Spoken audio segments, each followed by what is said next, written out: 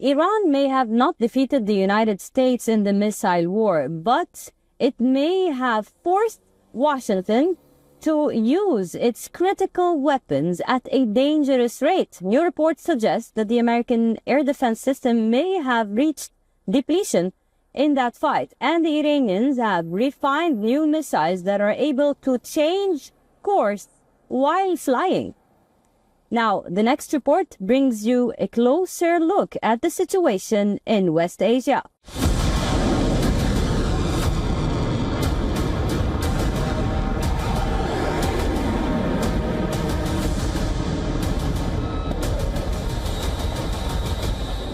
The most important battle may not have been decided by missiles that hit their targets. It may have been decided by the missiles America had to fire. During the final stages of the US-Iran conflict 2 weeks ago, Iranian forces changed how they attacked American bases.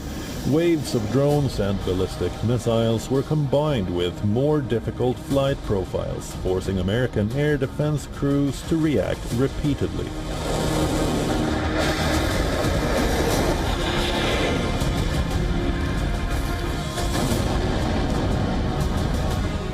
And then came a remarkable claim. Iran's Revolutionary Guards said some of its missiles can now change course during flight, using guidance systems to alter their trajectory and bypass air defense systems. Tehran says the capability was used during the recent conflict. Missiles change course mid-air using on-board guidance systems, aerodynamic control surfaces like fins and wings, and thrust vectoring to alter their flight path dynamically. This maneuverability helps them evade enemy air defenses, avoid the incoming interceptors, and hit their targets with overwhelming force. The tactic forced American forces in the Gulf to expend scarce interceptor missiles. Iran also refined its use of drones and missiles as a combined attack. Drones could force defenders to engage, missiles could follow. In June, Iran launched waves of drones and missiles against 3 US bases in Jordan. One later strike on July 17 hit a housing unit at a US base, reportedly killing 3 American service members. After heavy fighting over the last 5 months, the US forces have severely depleted their arsenal. Reuters reported that the US Army had used virtually all of its highly accurate long-range missiles during the 5-month conflict. Experts say that the Iranian forces are closely studying another war. In Ukraine, Russia has been using combinations of ballistic and cruise missiles to distract Ukrainian air defenses, and then rushed in drones. The effect has been deadly and devastating. The same tactic has been applied by Iran while taking on a much bigger adversary. IRGC now says that Iranian forces must be able to expand their operations and carry out missions far beyond Iran's borders.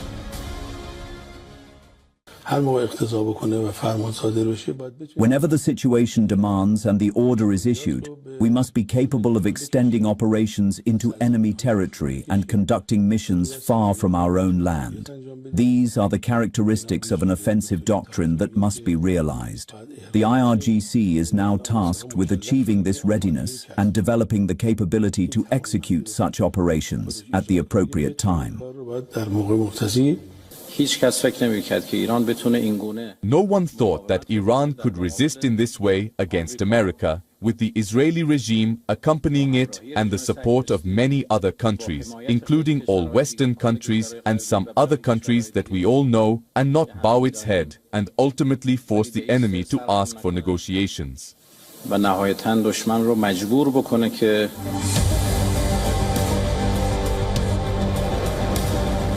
The rhetoric from Iran is rising. That doesn't mean Iran defeated America's military. It means Tehran exposed a different vulnerability. A missile can cost less than the interceptor needed to stop it. Multiply that across hundreds of launches, and the defender faces a brutal choice: keep firing expensive interceptors or accept greater risk. The US president, who has claimed repeatedly that Iranian military has been completely destroyed, now says that it is the US which has complete control over the Strait of Hormuz. We have total control over the Hormuz Strait right now. They don't have control. We have total control. We own it. And at some point, maybe they'll do something and then they get blown away. But right now, we're in a very good position. We have a country that has been the bully of the Middle East for 50 years. It's really 51 if you think about it, right? We've been saying 47 for 4 years. And they're no longer the bully of the Middle East. Iran has been attacked by the most powerful weapons, by the world's most powerful military. The aim was to cripple the Iranian military. But Iran continues to strike back with fire and fury. Most of Iran's missiles and launchers were hidden in underground facilities heavily bombed by US and Israeli forces. Iran later restored many sites and resumed attacks, disrupting shipping in the Strait of Hormuz and threatening US troops in the region. Now, more than 2 weeks later, the missiles are silent. The bombing has halted, but the strategic pressure remains. Iran has demonstrated what it can do with massed missile and drone attacks. America has demonstrated how much ammunition such a campaign can consume. And if the fighting returns, the next battle may be decided not only by who can launch more missiles, it may be decided by who can afford to stop them.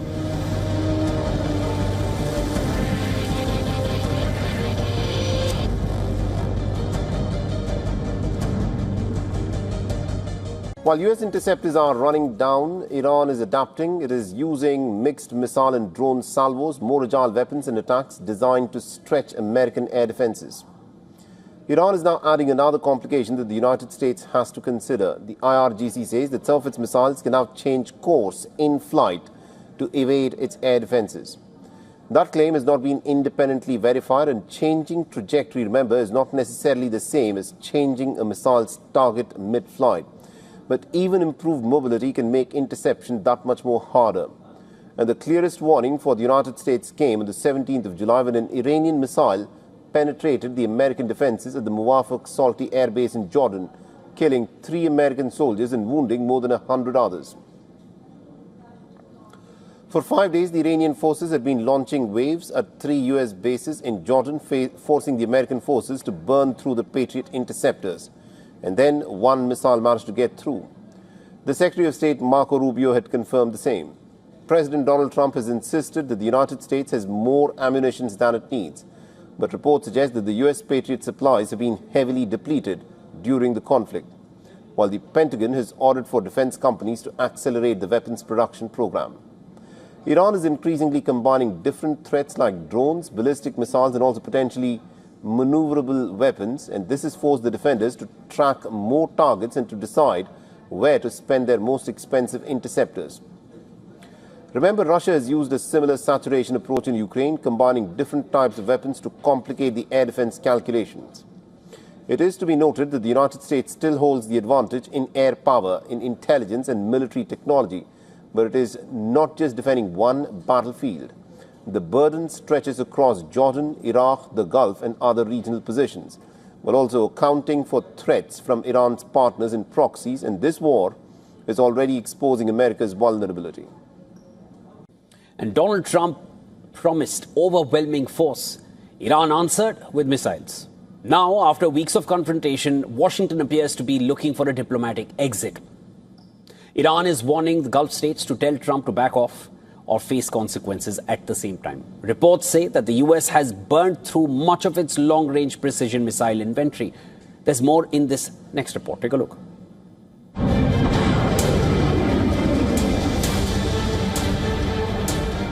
Their Navy's gone, their Air Force is gone.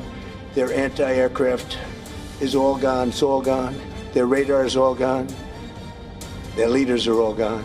The reason they want to make a deal is they have been just beat to shit. Then on Friday, Donald Trump again claimed victory over Iran. Well, wars are not decided by who fires the first missile. They are decided by who can keep fighting the longest. And that is the lesson emerging from the latest US-Iran confrontation. For weeks, the United States relied on precision strikes to pressure Iran. The expectation was simple: increase the military cost, force Tehran to compromise. But Iran did not back down. Instead, it continued missile launches, maintained its military posture, and insisted it would not negotiate under pressure. At the heart of Iran's missile campaign is one weapon drawing growing attention. The Khyber Sheikh, it's a solid fuel ballistic missile. Unlike liquid fuel missiles, it can be launched much faster because it does not need lengthy fueling before launch. It is also road mobile, making it harder to detect and destroy before takeoff. But what has attracted the most attention is its reported ability to maneuver during the final phase of flight. Instead of following a completely predictable path, the warhead can adjust its trajectory and it descends towards its target. That makes interception more difficult and puts greater pressure on missile defense systems. At the same time, Iran has widened the pressure beyond the battlefield. According to reports, Tehran warned Gulf states that if they encourage further US military action, they too could face retaliation. The warning raises the stakes for the entire Gulf region, home to major energy infrastructure and some of the world's busiest oil export routes. Any disruption there would send shockwaves through global energy markets. So obviously, Gulf nations push Washington to stop its assault. The Iranian strategy at this moment is to demonstrate to the United States that it cannot get away with limited tit-for-tats that would be costly for Iran and not very costly for the US, that they would externalize the pain and even escalate into new territory in terms of both the scale and scope of attacks. This is why we have seen Iran attacking Jordan, a country that it did not attack in the past. We have also seen Iranian allies in the region putting more pressure on energy routes like Bab el-Mandab, or even with a recent attack in Egypt on the Suez Canal. This comes in the back of multiple reports that the United States has used virtually all of its available long-range precision missiles during the conflict. The US maintains that America remains fully capable of defending itself. Fortunately, I built up so much during my term. I rebuilt the military and also loaded it up with a lot of stuff. And we have certain types of munitions that are very powerful. That we have unlimited, virtual unlimited supply. We have others where it's a little bit tighter, and we're getting them in on a daily basis. The US-Iran conflict, which began in late February 2026 alongside Israeli operations, has stretched into its 6th month, far longer than the initial 4 to 6 week timeline some officials projected. The US has not just run out of missiles, but also weapon systems, which are needed to defend its multiple US bases and thousands of soldiers deployed there. According to leaked assessment and analysis by US media, Patriot, THAAD, ATACMS and precision strike missiles along with Tomahawk all are severely depleted. Well, obviously no nation will publicly accept that its arsenal has run dry in the middle of a war, but the numbers are stark. Now, replenishing advanced missile stocks takes time. There is also geography. The United States is more than 11,000 kilometers away from the Gulf. Every interceptor, every cruise missile, every precision weapon has to cross oceans before reaching the battlefield. Sustaining a high-intensity campaign over such distances is far more demanding than fighting close to home. And that does not mean the United States lacks military power. It remains the world's strongest military. It still has enough bombs to keep bombing Iran for months. But modern wars are not only about firepower, They're also about logistics, industrial production, supply chains, and endurance. Iran understands that its strategy appears aimed at increasing the cost of prolonged conflict, rather than matching American military power weapon for weapon.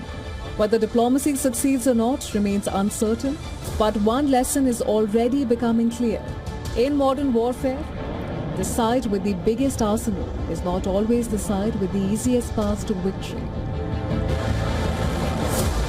While US interceptors are running down, Iran is adapting. It is using mixed missile and drone salvos, more agile weapons, and attacks which are designed to stretch American air defenses. Iran is adding another complication that US has to consider, which is the IRGC, which says that some of its missiles can now change course in flight to evade air defenses.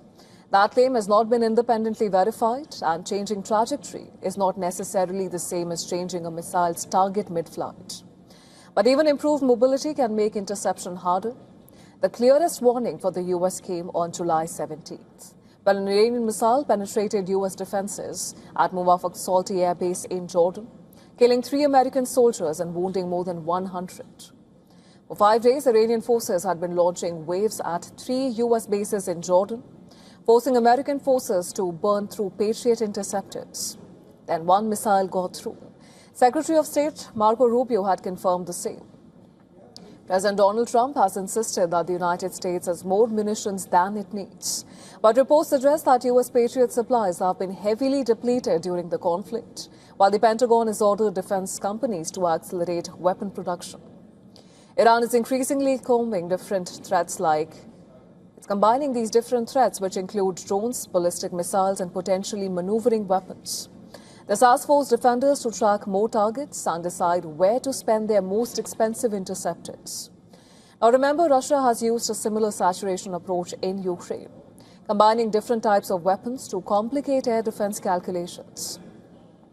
It is to be noted that the US still holds advantages in air power, intelligence, and military technology. But it is not just defending one battlefield. The burden stretches across Jordan, Iraq, the Gulf, and other regional positions, while also accounting for threats from Iran's partners and proxies. And this war is already exposing America's vulnerability. For months, Donald Trump promised that more bombs would actually force Iran to bend. Instead, the war has become a deadlier, longer, costlier, and more complicated effort. Reports say the United States has burned through much of its stockpile of long-range precision missiles. And just as the questions grow over America's military readiness, Trump says a major announcement on Iran could come within 48 hours. Has military pressure, after all, reached its limit, is the question. And is diplomacy now becoming the only realistic option? Our next report decoding that for you. We just hit them very hard. And I say we hit them 20-1. Every time they hit us, we're going to hit them 20.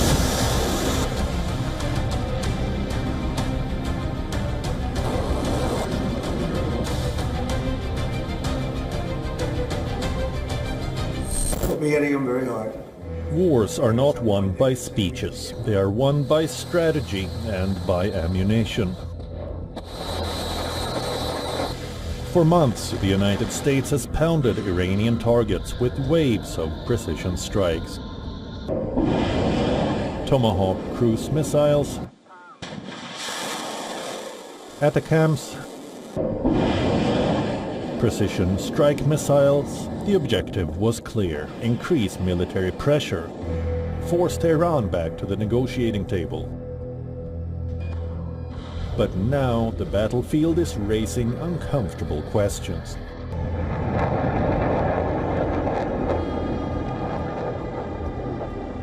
According to Reuters, the United States has used virtually all of its stockpile of long-range precision missiles during the Iran war, including major reductions in ATACMS, precision strike missiles, and roughly half of the Navy's Tomahawk inventory.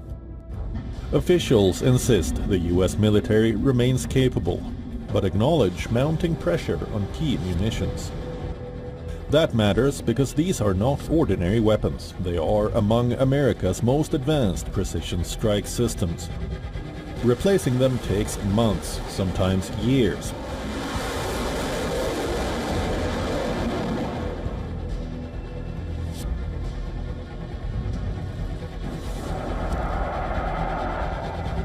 Despite months of bombardment, Iran has continued to launch missiles and drones at US positions, and has repeatedly insisted it will not bow to military pressure or negotiate under coercion.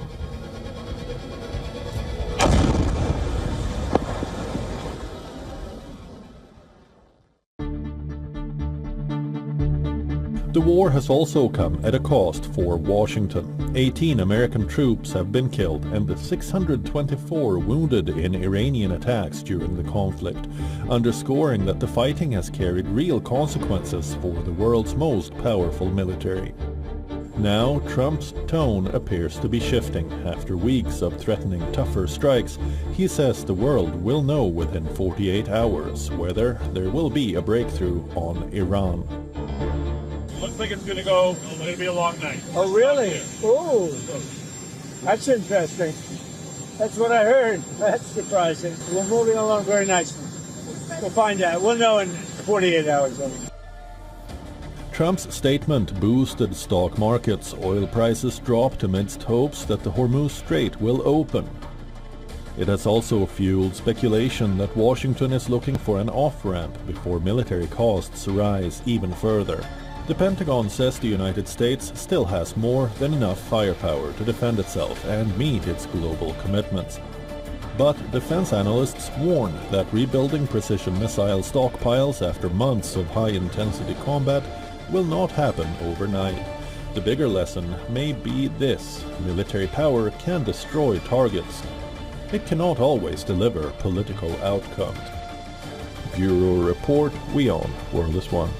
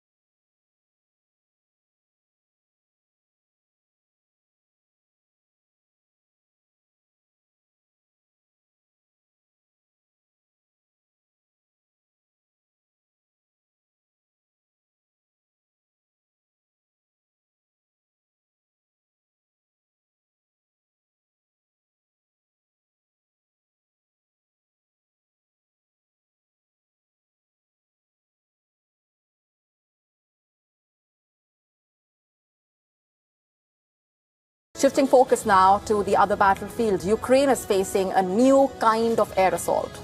Russia is sending faster drones deeper into Ukrainian territory, while missiles and glide bombs attack at the same time.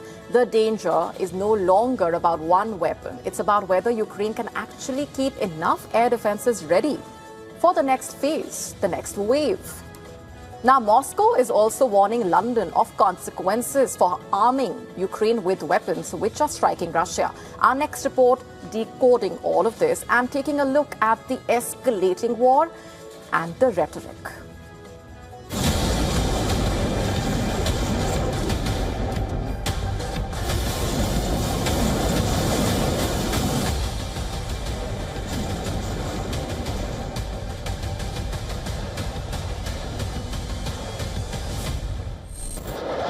The real battle may be happening above Ukraine, not because one new weapon has changed the war overnight, but because Russia is building an air attack that forces Ukraine to defend against several threats at once. Russia is increasingly using jet-powered drones alongside cruise missiles, ballistic missiles, and glide bombs. One of the latest Russian jet drones reportedly flew around 900 kilometers from Crimea into western Ukraine. A faster, jet-powered drone reduces the reaction time of the defenders. And Russia is not sending them alone. Missiles arrive alongside the drones. Glide bombs are hitting Ukrainian positions together. They create a difficult situation for Ukrainian commanders.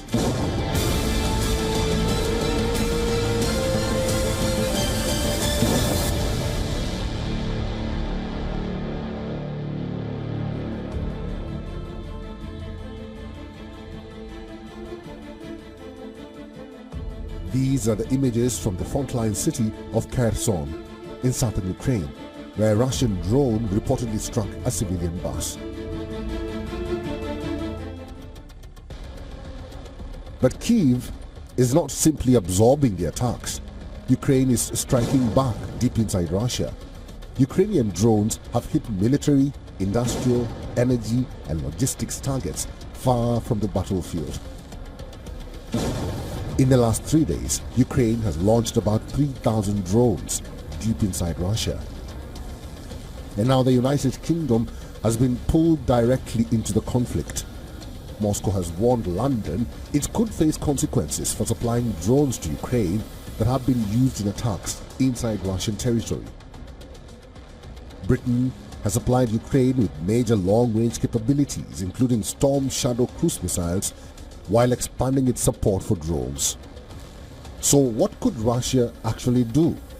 A direct attack on Britain would carry enormous risks, but Moscow has other options: sabotage, pressure on British interests overseas, threats against shipping, and attempts to disrupt critical infrastructure.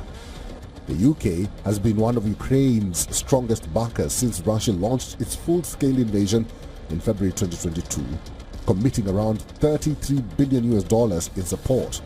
London vows to continue its full support to Kyiv.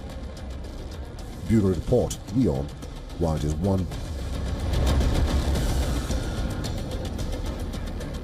Shifting focus, US Ambassador to India is in Jammu and Kashmir for his maiden visit. He arrived in Srinagar, kickstarting a 2-day diplomatic tour of Jammu and Kashmir and Ladakh. He arrived at the Jammu and Kashmir Chief Minister's residence, in fact, in Srinagar, for a high-level meeting with the Chief Minister, and he's also scheduled to meet the Lieutenant Governor during his stay in the valley. He described the Union Territory as an important and beautiful part of India after meeting the Chief Minister in Srinagar. Here. As everybody here knows, I'm the U.S. Ambassador to India, and this is an important part of India, and so I'm here visiting for the first time. It is an incredibly beautiful place, and so I'm thrilled to be here, thrilled to see this place. We just had a very good meeting, and we have some follow-ups that we hope to take back to Washington, back to Delhi. But a very warm, a very cordial, and we look forward to building this relationship forward. And regarding his meeting with Omar Abdullah, he said that it was productive, adding that follow-up discussions would be held in New Delhi and Washington. The Jammu and Kashmir Chief Minister, meanwhile, also described the meeting as very good, saying the discussions focused on India-US ties. He added the two sides also discussed legacy issues, with the Chief Minister expressing hope that relations between the two sides would grow further. On the US travel advisory for Jammu and Kashmir, the ambassador said he could not make any major announcement at this stage, but he said the centre and the Jammu and Kashmir Chief Minister have taken significant steps to improve security and indicated that the advisory should be downgraded. The ambassador was also seen enjoying a shikara ride at Srinagar's iconic Dal Lake after his meeting with the Chief Minister. The optics was simply hard to miss. Observers, in fact, call this a strong visual message sent out by the US envoy on Jammu and Kashmir's tourism and security.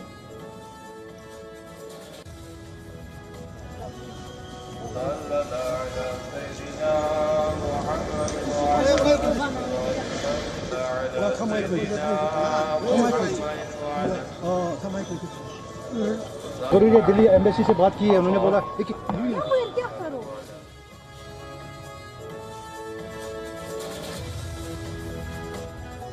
The ambassador is also scheduled to meet His Holiness the Dalai Lama on the 21st of August in Ladakh during his ongoing visit there. Shifting focus now to South India. At a time when Tamil Nadu is reeling under debt, the state's chief minister has announced a major move which has drawn sharp reactions. He's basically announced a slew of perks for all MLAs in the state. They will now get cars at government expense. Speaking in the Legislative Assembly, the Chief Minister Vijay justified this move by saying that MLAs need to regularly travel to their constituencies to take care of people's needs.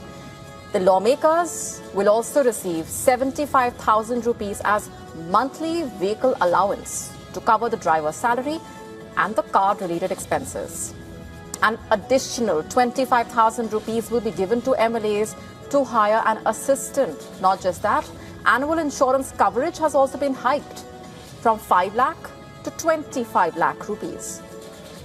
The Chief Minister's announcement received a warm welcome by legislators, of course. In fact, the TVK MLA Sindhu broke into an MGR song in the Assembly to thank the Chief Minister, who was then seen smiling while other legislators thumped their tables in approval.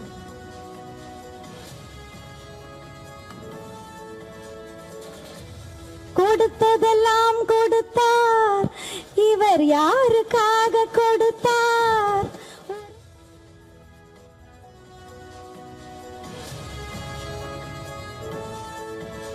Now, these perks have been announced after the VCK MLA basically raised the issue of logistical support for legislators in the ongoing Assembly session, highlighting that many first-time legislators who come from financially modest backgrounds frequently rely on minivans or public buses, which limits their grassroots engagement. That's what was said. That's the background. However, the opposition DMK has slammed the move now, saying the new perks will place fresh burden on the state. Early this year, in fact, the government had tabled a white paper on the state's finances under the previous DMK government. The paper showed Tamil Nadu's debt burden doubled between 2020 and 2025, touching a whopping 10 lakh crore rupees. In fact, no state in India has more annual interest payments than Tamil Nadu. To stay up to speed with the latest news, download the WION app and subscribe to our YouTube channel.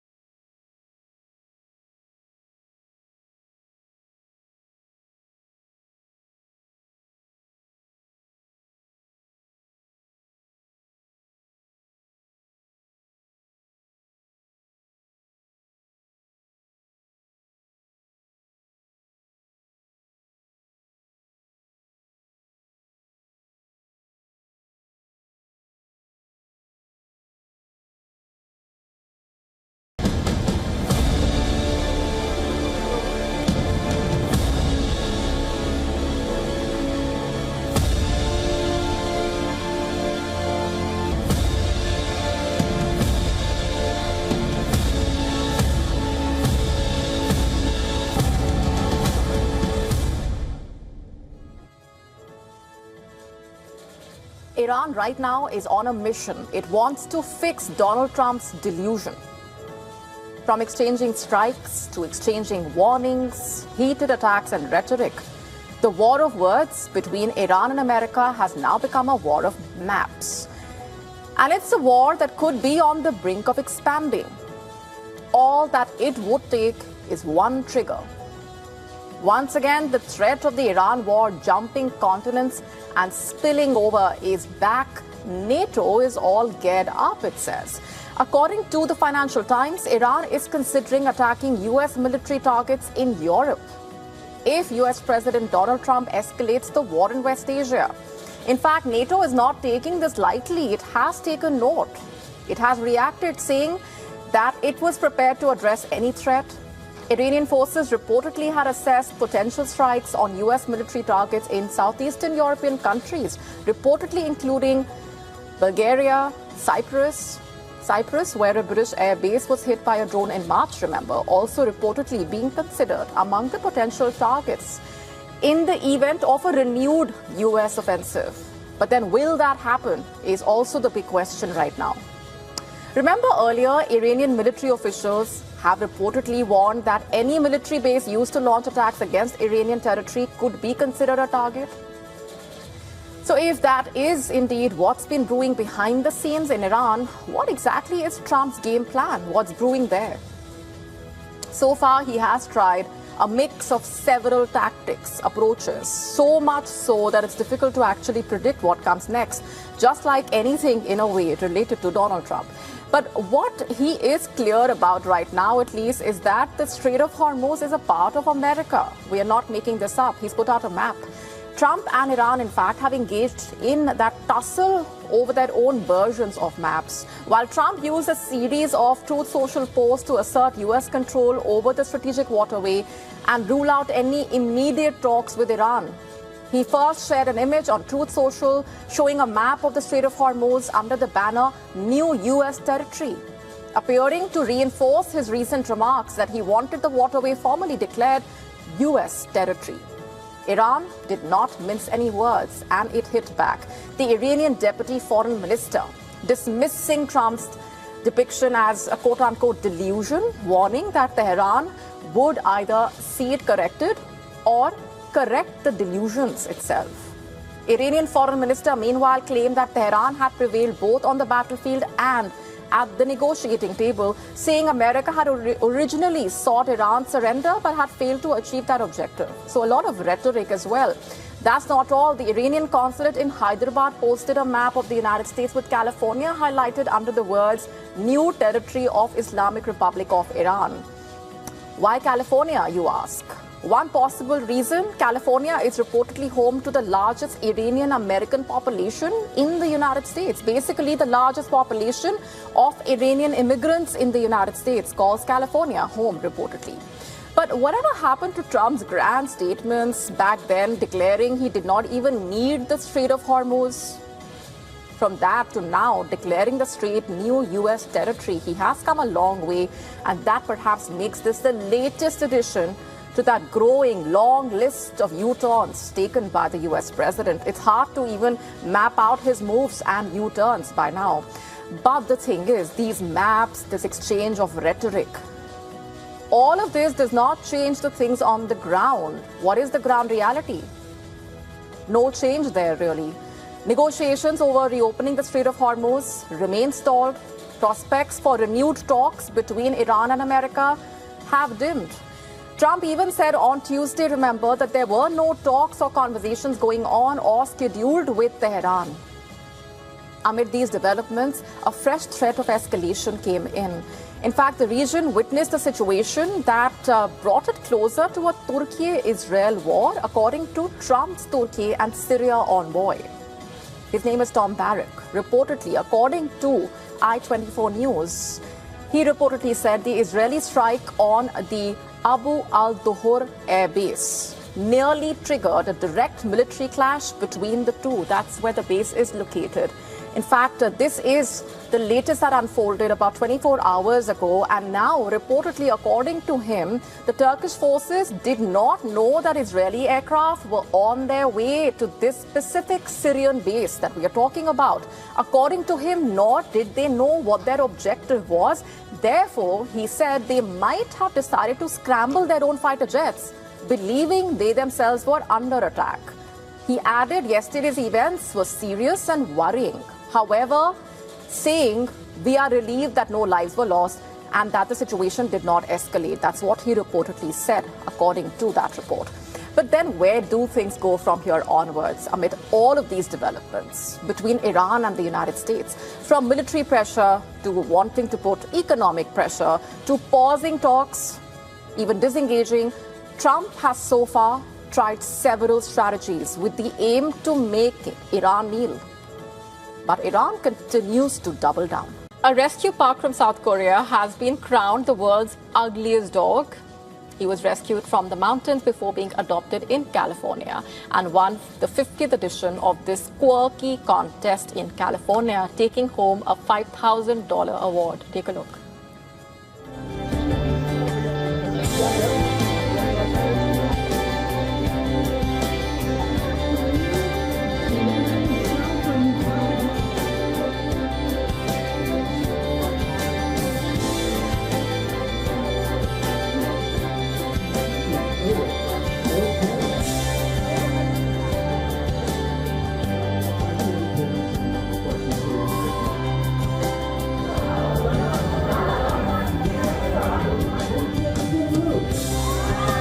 Are you ticklish?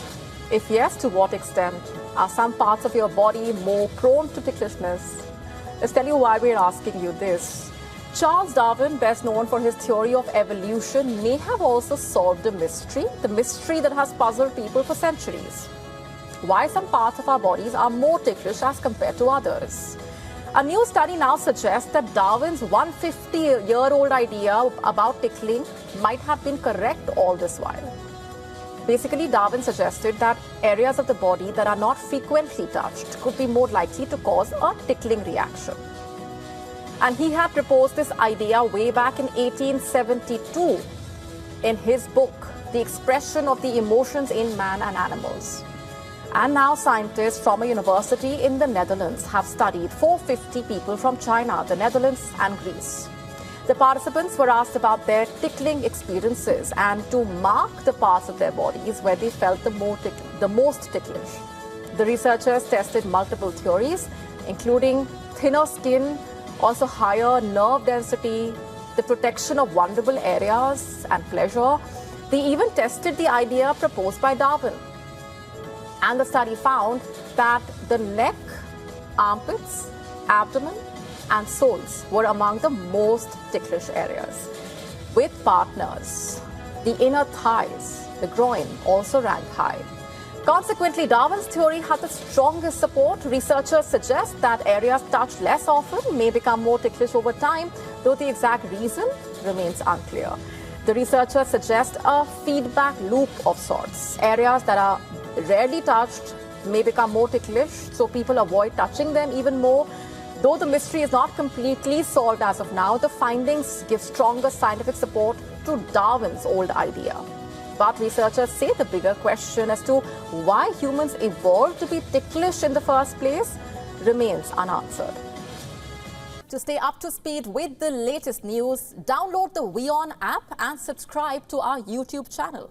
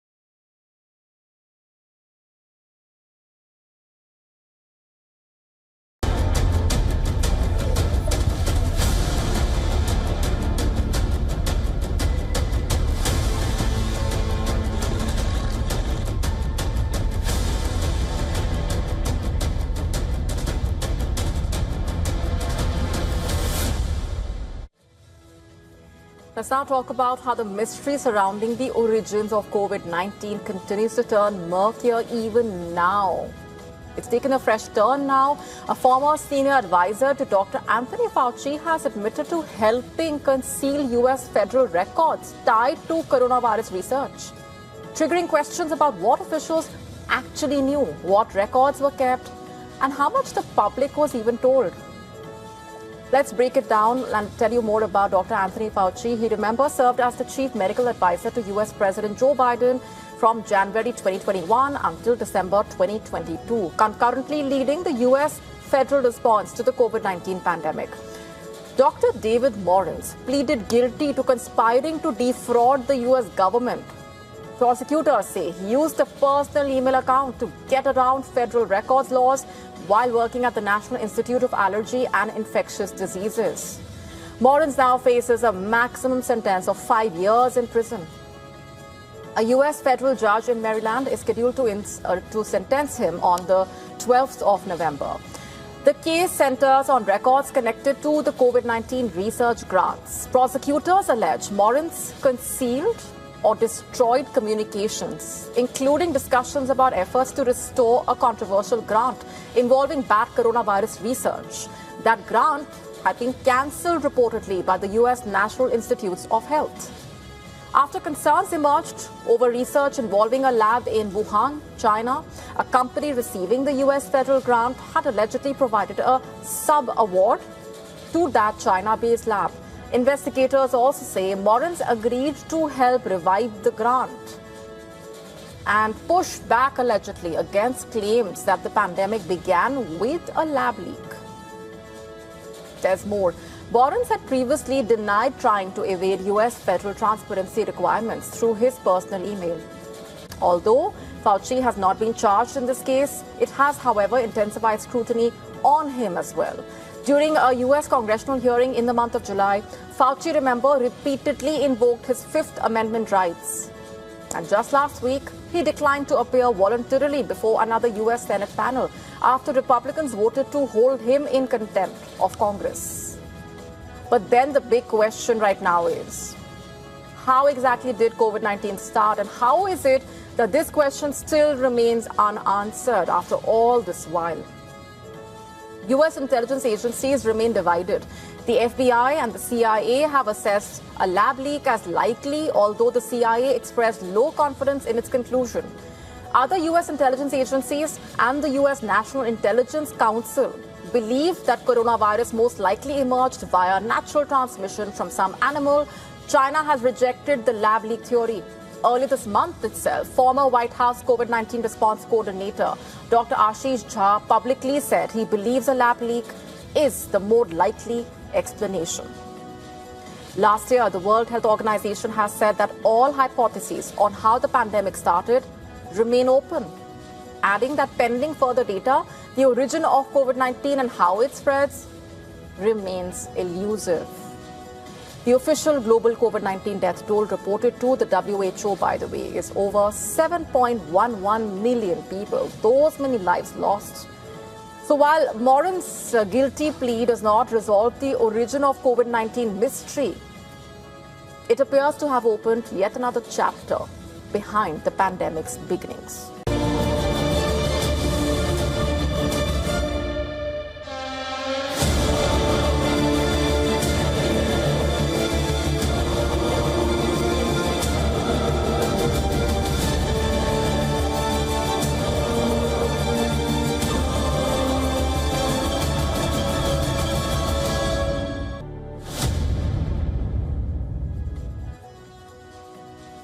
China may be preparing for a new kind of confrontation with America in the South China Sea, one where machines, not soldiers, could form the first line of defense. Let's tell you what this is about. A Chinese military proposal basically envisions disputed islands surrounded by autonomous drones machines that could detect, disrupt, and even attack hostile forces. Basically, think of it like a security fence, but made up of robots, that too at sea. Instead of soldiers watching every direction, drones in the air, on the water, underwater, would work together to spot just about anything approaching. Chinese researchers have proposed connecting these drones with military installations on islands and reefs. The main reason behind this move, reportedly, is that modern warfare is increasingly showing that cheap drones can pose a serious threat to expensive military hardware. For example, Iran's low-cost Shahid drones. The Chinese proposal would also reportedly move away from the traditional military kill chain as such, where essentially one system detects a threat, passes the information to another, which then decides how to respond. Instead, China is looking at a closed-loop network. Think of it like a football team, where every player can see the entire field and almost instantly share what they see. So if one player is taken out, for example, the others can keep playing. Here, aerial drones could scan the horizon. Surface drones could watch the approaches very closely. Underwater vehicles, meanwhile, could patrol shallow waters and reef channels. AI could then help make sense of all of that information, identifying what might be a threat even if communications are disrupted. Imagine this. The proposed defense would work in 3 layers.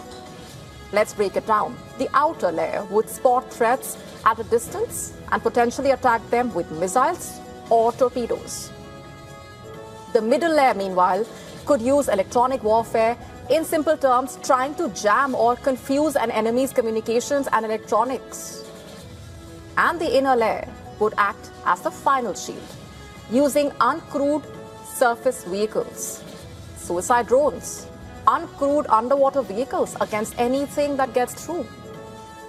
The larger picture here is quite clear. China is exploring how warfare could become increasingly autonomous. So if this proposal ever becomes reality, some of the South China Sea's most contested outposts could look less like traditional military bases and more like robotic fortresses, constantly watching, sharing information, and responding with far fewer Chinese personnel in harm's way.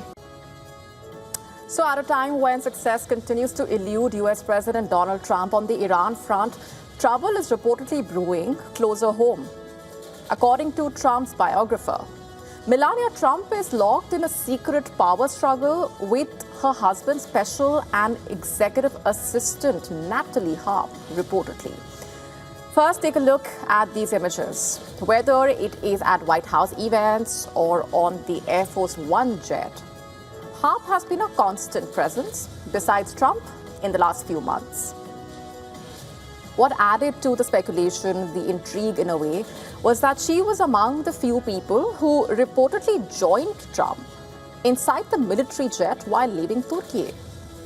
And reacting to that, by the way, the White House press secretary even told the New York Times that Harp is one of the most loyal and hardest working aides on Trump's team. It was pointed out by some people that the US First Lady has been rarely photographed with Trump in recent times. For instance, Melania Trump skipped high-profile gatherings, including a memorial service in Washington for the late Senator Lindsey Graham, and the White House Correspondents' Dinner as well. She was last seen publicly along with Trump at the FIFA World Cup final just about a month ago. According to the Daily Beast, the US First Lady was seen in public 47 times in 2025. Is this just a matter of coincidence, though? If Trump's biographer is to be believed, his name is Michael Wolff, this is not the case. According to him, the US First Lady is staying away from many events as she has little interest in sharing the frame with Natalie Harp. Wolff even claimed that this was the reason for Melania Trump reportedly not moving into the White House last year.